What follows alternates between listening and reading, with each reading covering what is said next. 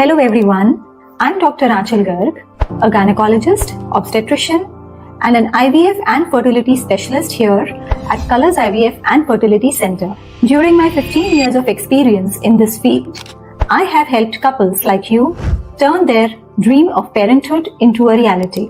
Today in this video, I'll share the challenges that you face when you're not able to conceive.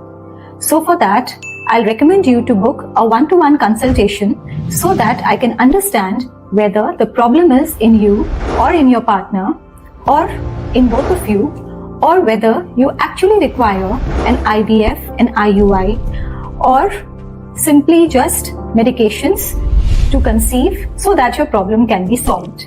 There are several questions or frequently asked questions which people ask when they are facing issues regarding their fertility and are not able to conceive. So, the first question being, what are the different fertility treatment options available? So many patients want to know what are the options available. So when a patient comes, we make a diagnosis first and we see where is the problem and what is the obstacle that needs to be corrected so that the patient can conceive.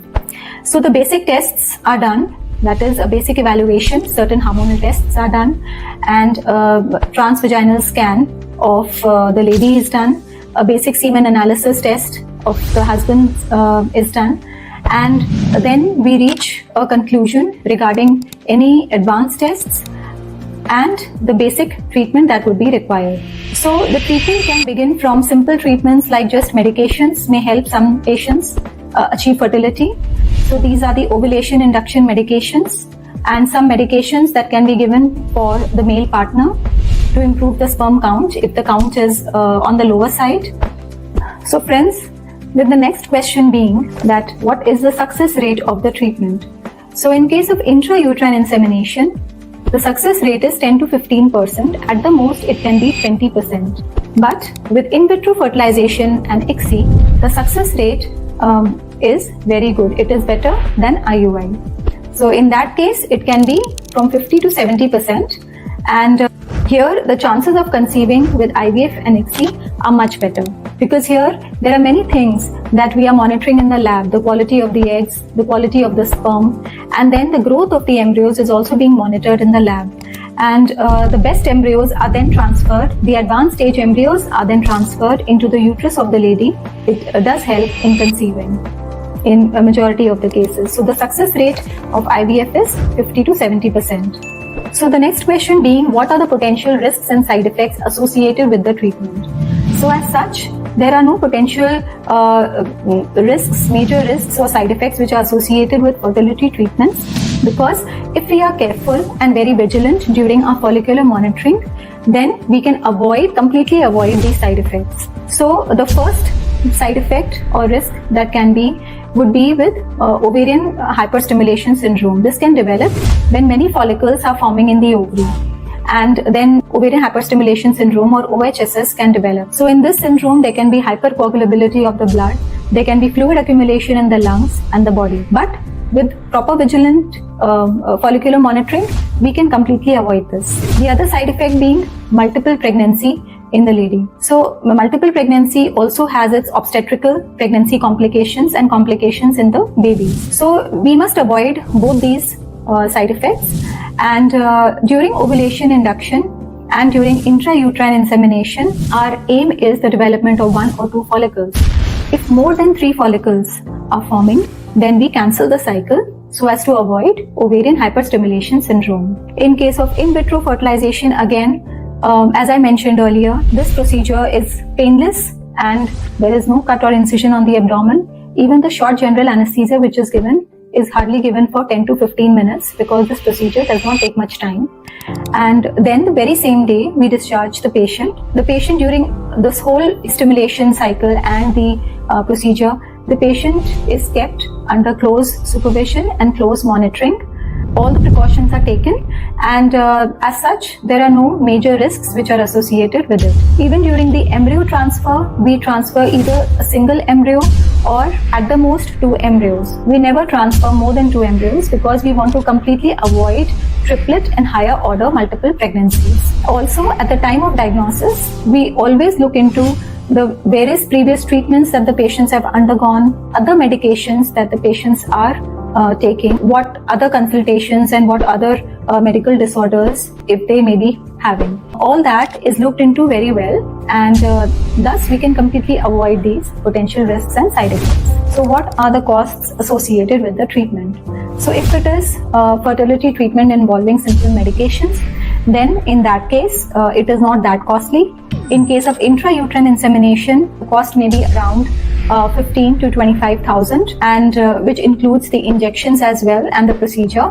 And in case of in vitro fertilization or ICSI, here the cost may be around 1.5 to 2 lakhs, which includes the injections, and that is the gonadotropins, which is the most costly part of the whole package. So this package includes the injections. So you must consult the fertility specialist to know what is the exact package in your case, because IVF and ICSI also, the cost depends upon your egg reserve, and because according to the egg reserve, the gonadotropin injections are given. So, and the cost depends upon the dosage of the gonadotropin injections. So to calculate the whole package, it all depends on your egg reserve. The next question being what medications you need to take and how to administer them. So the medications can be simple tablets, that is like an ovulation induction. We are giving simple tablets, and you can take them orally. Along with that, if injections are required, then these injections are injections of gonadotropins, and these can be taken subcutaneously depending on which gonadotropin has been prescribed for you, or they can be taken intramuscularly. Then there are injections which are given to trigger the ovulation. So these injections also can be given subcutaneously or intramuscularly. So if these injections are there, especially the intramuscular injections, then they are administered by nursing staff.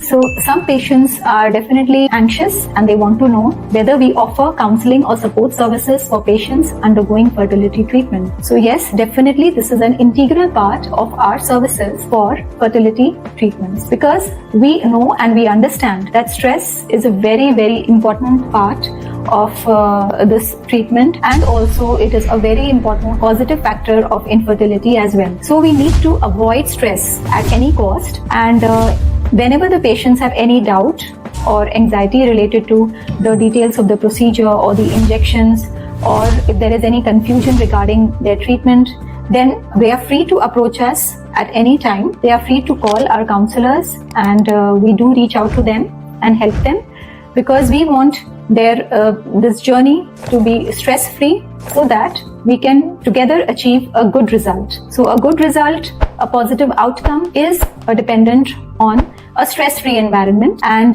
counseling definitely is the foundation of good fertility treatments. So once we have done an intrauterine insemination or an IVF, many patients ask like what happens after this treatment cycle is completed. So once we have done an embryo transfer or an IUI, we call the patient after about 15 to 20 days for a beta-HCG test. This is a pregnancy hormone. So we just to see the result. So here during this time of 15 to 20 days, we ask the patient to relax. Complete bed rest is not required, but they must do light work. So heavy work, heavy exercises are not allowed during this time, but they can definitely go back to work, they can go to their office, they can work at home, but light work is advised. Then certain medications are advised, and during this time they can always call us for any support services, emotional support they need, or any counseling services, they can call us. So once the beta-HCG is done and we have the result, after that accordingly we write the medications that are needed, and about when the beta-HCG is positive, then about 10 to 15 days later we get a transvaginal scan done to see the gestational sac and the implantation of the embryo. And then accordingly, as in a normal pregnancy, we follow the patient, we do guide them what is to be done next. Some patients who ask, are there any alternative or complementary therapies that may enhance treatment effectiveness? So there are certain alternative therapies, but their effects are not proven, so we do not advise them. And some people may go for acupuncture, acupressure, but personally we have never advised them, and even without them we have seen very good results. So they are actually not needed, and the basic procedure done very well along with emotional guidance and support works the best. So we advise the patients to just focus on their work and avoid any kind of a stressful environment, and hope for a positive outcome, because hope definitely is the best way to negotiate this difficult period. So then many patients, they ask how long does the treatment process typically take from start to finish. So in case of intrauterine insemination, then we are giving ovulation induction. So here the tablets along with the injections, tablets are initially given for 5 days. Later on injections are added for another 4 to 5 days. And then around the 10th or maybe the 12th day, the follicle reaches a sufficient size of maturity, that is around 18 to 20 mm on a transvaginal scan. And that is when we give the ovulation trigger. 36 hours after the ovulation trigger, we do the intrauterine insemination, and this roughly falls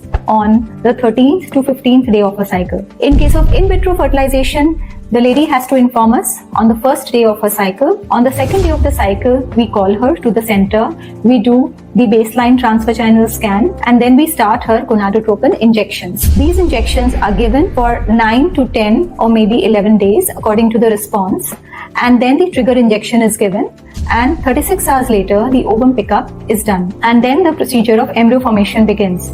So in a fresh embryo transfer, we may transfer 3 to 5 days later, and in case of a frozen embryo transfer, on the egg retrieval day itself, her procedure is completed. Then she would not need to come, and we would be freezing all her embryos and transferring them in the next cycle, or maybe one cycle later. So in case of a fresh embryo transfer, her total duration would be around 15 to 16 days. And in case of frozen embryo transfer, her process will be completed on the day of egg retrieval, roughly the 12th or maybe the 14th day of her cycle. And then later on, when the frozen embryo transfer is being planned, then she is called on the second day of her period and her tablets are started. And once the lining is ready, then roughly around the 17th to 20th day of her cycle, the embryo transfer is done. And after the embryo transfer, 15 days later, the beta HCG, that is the pregnancy hormone, is then tested to see the result. Some patients ask, can we outline a timeline for each step of the treatment? Because sometimes they are coming from outstation